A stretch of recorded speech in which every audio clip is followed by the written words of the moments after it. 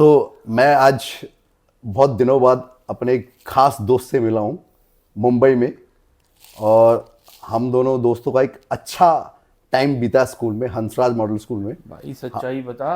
94 के अंदर जब हम 10th पास की थी, उससे पहले 2 साल तक हमने बेंचेस पे खूब तबले बजाए और खूब गाने गाए। हम ड्राइंग की क्लास भी हम साथ में करते थे।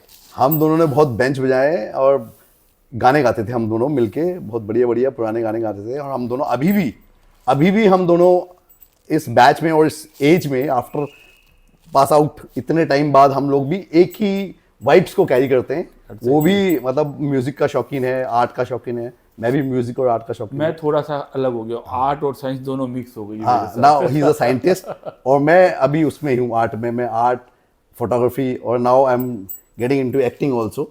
तो बहुत टाइम बाद हम दोनों भाई दोस्त मिले हैं, रात को 12-1 बजे में, और हम दोनों चाय की चुस्की लगा रहे थे, तो सोचा कुछ रिकॉर्ड कर लिया जाए अपने दोस्तों और मित्रों के साथ, और कुछ चीज़ें शेयर करें, साझा करें दोस्तों के साथ। मैं बताऊं यार, मैंने ये देखा कि हमें इतने साल हो गए स्कूल को छोड़े। चीयर्स। हाँ, cheers for definitely the T. Cheers cheers cheers cheers.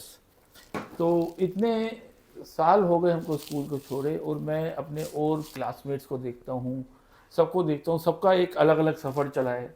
जहाँ वो 40 से 45 बच्चे एक रूम में बैठते थे, इकट्ठे पढ़ते थे, वो आज सब एक अलग अलग लाइन में चले गए, अलग अलग काम कर रहे हैं।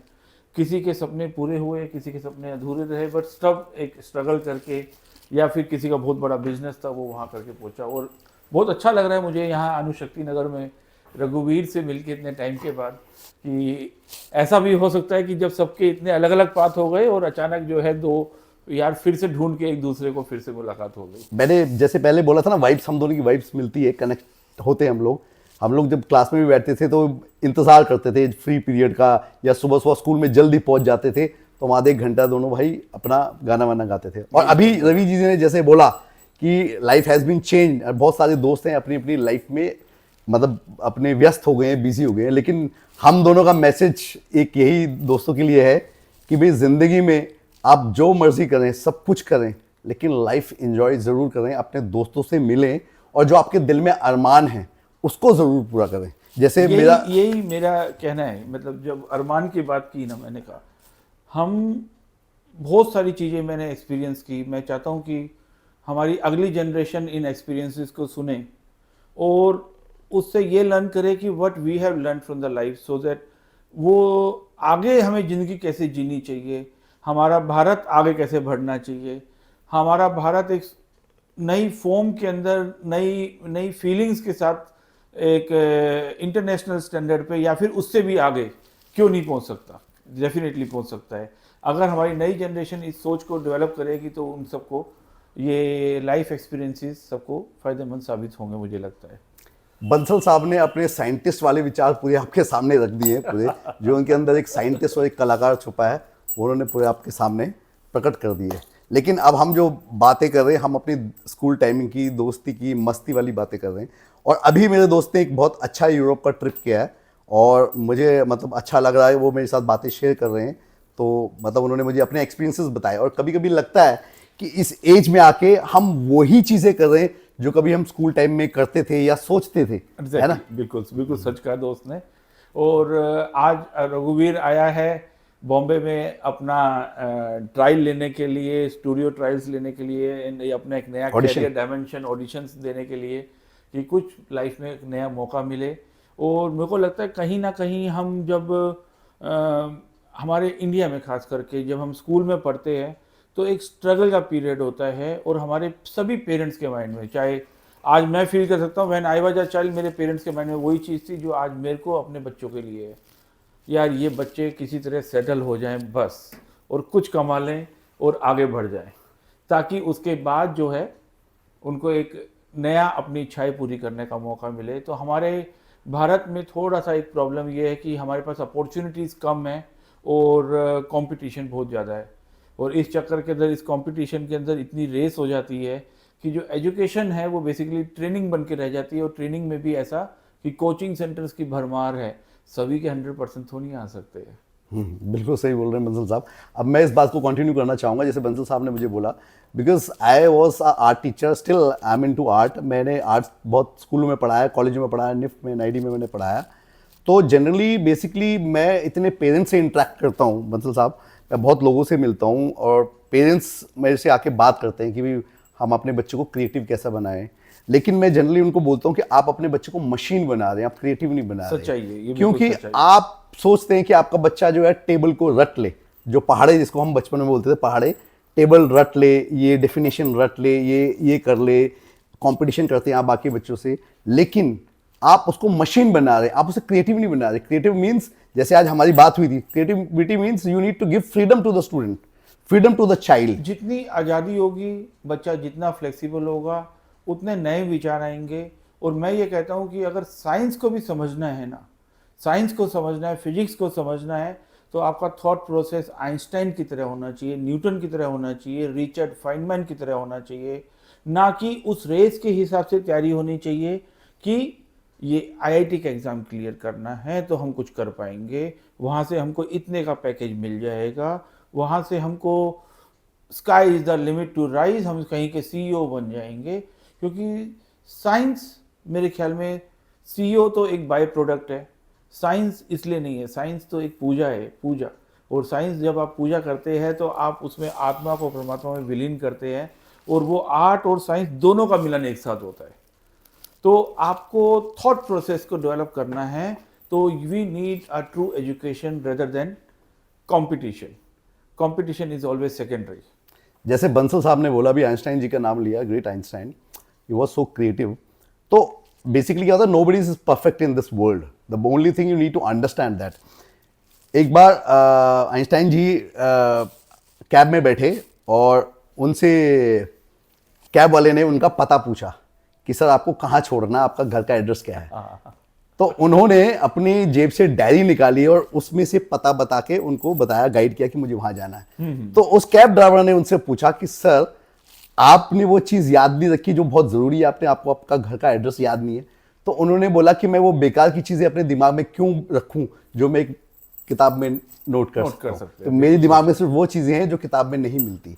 सो बेसिकली उन्होंने ये बोला था, एजुकेशन जो है, नॉलेज जो है, क्रिएटिविटी जो है, the creativity takes you beyond the imagination. Education आपको एक लेवल तक, A to Z तक ले जाएगी, जो आप पढ़ रहे हैं वो A to Z तक ले जाएगी, but creativity it will go beyond the imagination, beyond what ever you think, that will be beyond that. बिल्कुल बिल्कुल सच है, बिल्कुल सच कहा। ये बात सच है कि हमें क्रिएटिविटी से जो याददाश्त हमारी बढ़ती है, वो शायद हमारी रेक्टिफिकेशन या फिर कॉन्सेप्ट को सिर्फ समझने से नहीं बढ़ती है। हमारी कॉन्सेप्ट को अंडरस्टैंड करके जो प्रॉब्लम सॉल्विंग है, वो तभी आएगी जब हम क्रिएटिव बनेंगे। हमारा माइंड में क्लिक करना चाहिए कि इस क्वेश्चन को कैसे अटेम्प्ट करना है। तो ये बहुत ज़रूरी है। बट मुझे लगता है कि अगर जैसे इंडिया में इतने सारे कोचिंग सेंटर्स फ्लोरिश कर रहे हैं और 6, 7, 8 से स्टार्ट हो जाता है कि आप बिल्कुल रेस कर लो, चाहे वो चार्टर्ड अकाउंटेंसी हो, चाहे वो ये हो, आपको वहीं से तैयारी स्टार्ट करनी है। और 1:1000 तक की रेशियो के कंपटीशन है, 1:1 लाख तक का सिलेक्शन क्राइटेरिया हो जाता है। तो जहाँ 25 लाख लोग मैंने सुना है वो नीट का एग्ज़ाम देते हैं, और कुछ फ्यू थाउजेंड्स जो है आपकी सीट्स है, गवर्नमेंट सीट्स। तो आप सोचो उसमें भी लोग 100% ला रहे हैं और तब जाके वो कर रहे हैं। तो कैसा आपकी ज़िंदगी के वो 70 साल के वो चंद कीमती दिन इस लेवल ऑफ कंपटीशन के लिए, जहाँ पे सिर्फ आपको अपना रोटी कपड़ा और मकान पूरा करना है। तो आज तो खैर मैं सुनता हूँ कि डॉक्टर्स बनने के अलावा कुछ और ऐसे अल्टरनेटिव्स निकल रहे हैं, जो लोग कह रहे हैं कि डॉक्टर से ज़्यादा तो वही कमा लेता है और जल्दी कमा लेता है। तो ये भी एक थॉट प्रोसेस है। बट मैं अपनी कहानी कहूँ तो देखो, हमारा भी कुछ ऐसा ही माहौल था। थोड़ा सा ये था कि हाँ, स्ट्रगल तो था, काफ़ी स्ट्रगल था। और मैंने इंजीनियरिंग छोड़ के फिजिक्स ज्वाइन की। इंजीनियरिंग छोड़ के फिजिक्स ज्वाइन की ये सोच के कि नहीं, मैं तो साइंटिस्ट बनना चाहता हूँ। मेरे माइंड में एक थॉट प्रोसेस हमेशा होता था, यार why can't I be Einstein, why can't I be Newton. तो एक उस थॉट प्रोसेस से मैंने अपनी पढ़ाई को साइंस के लिए, मेरे को ऐसा लगता था, मतलब जितना मुझे अकल थी उस वक्त, जितनी मेरे को समझ थी, मेरी समझ के अनुसार कि बीएससी करूँगा तो मैं साइंटिस्ट बनूंगा, और इंजीनियरिंग करूँगा तो कोई टेक्नीशियन बनूंगा, किसी चीज़ को ठीक करने वाला। तो मेरा इनफैक्ट वो एक engineering college, Delhi college of engineering में हुआ भी, बट मैंने वो छोड़ के बीएससी फिजिक्स को प्रेफर किया। तो बीएससी फिजिक्स को प्रेफर करने के बाद भी ऐसा नहीं कि मैंने गलत किया, मैंने बहुत अच्छा किया, मैंने अपने दिल के हिसाब से काम को पूरा किया। बट जब मैंने देखा कि वहाँ आने के बाद चीज़ें अल्टीमेटली कंपटीशन थोड़ा सा और ज़्यादा बढ़ जाता है, तो कंपटीशन बढ़ जाता है, तो आपका जो आगे अच्छी जगहों पे सिलेक्शन है वो और टफ हो जाता है। तो basically it's like a race which you get into busy. और होता क्या है ज़िंदगी में, हम 30 साल तक, लगभग 20 से 30 साल की एज, पहले तो स्कूलिंग में निकल गया, फिर 20 से 30 साल की एज के अंदर हम लोग जो है अपना सिर्फ स्ट्रगल करके अपने कहीं पे पैर बसा रहे होते हैं कि ये हमारा कुछ रोटी कपड़ा और मकान का जुगाड़ हो गया। मोस्ट ऑफ अस जिनके सिल्वर स्पून्स और गोल्डन स्पून्स के साथ है, वो लोगों का थॉट प्रोसेस कम्प्लीटली अलग होगा। बट एक मास मिडिल क्लास जिसे बोलते हैं, उन सबका यही रहता है। तो 30s के बाद एक सिनेरियो आता है कि आप सोचते हो, आपके अंदर एक थॉट प्रोसेस डेवलप होता है कि what you wanted to be, what actually you wanted from life. और उसी में से एक फीलिंग है कि आप फॉरेन कंट्री घूमना चाहते हो, और बहुत कम लोगों को वो मौका मिलता है। और इनफैक्ट जो पैसे अर्न करने वाले भी हैं, वो लोग क्या करते हैं, एक हॉलिडे पैकेज बुक कराएंगे और 15 दिन के लिए वो हॉलिडे चलाएंगे। वो 15 डेज 11 lakhs उस टाइप का पैकेज यूरोप का लेंगे, अमेरिका का लेंगे, और वो चले जाएंगे। टिपिकली उन पैकेजेस के अंदर you lose the charm of understanding that country. क्योंकि आप जब अपने शहर में, मान लो आप दिल्ली में हैं, दिल्ली में हो सकता है आपने 20 सालों में अपना लाल किला ना देख के आए हो, बट आप उस कंट्री का लाल किला जरूर देख के आ जाओगे उस हॉलीडे के अंदर। बट मुझे लगता है कि शायद वो हिस्टोरिकल प्लेसेस या उस चार्म के हिसाब से हॉलीडे बनाने के अलावा ज़्यादा इम्पोर्टेंट है हम किसी शहर में जाएं, वहाँ के लोगों को समझें, वहाँ के एटिकेट्स को समझें, और ये सीखें कि हम अपने देश में ऐसे इम्प्रूवमेंट्स कैसे ला सकते हैं। और हमने ऐसा ही एक अपना दिल वाला ट्रिप बनाया। रघुवीर को मैं बता रहा था कि यूरोप घूमना एक सपना था, और मैं यूरोप में इनफैक्ट गाड़ी चलाना चाहता था। मेरी इच्छा थी कि मैं यूरोप में गाड़ी चलाऊँ। मैं अभी तक और किसी फॉरेन कंट्री में कभी गाड़ी नहीं चलाई, कुछ फॉरेन कंट्रीज में और गया हूँ। तो आई लर्नड अ लॉट, मतलब I seen everything, I learned a lot out of that, and I wanted to share some of the facts with Raghu and all of you कि रघु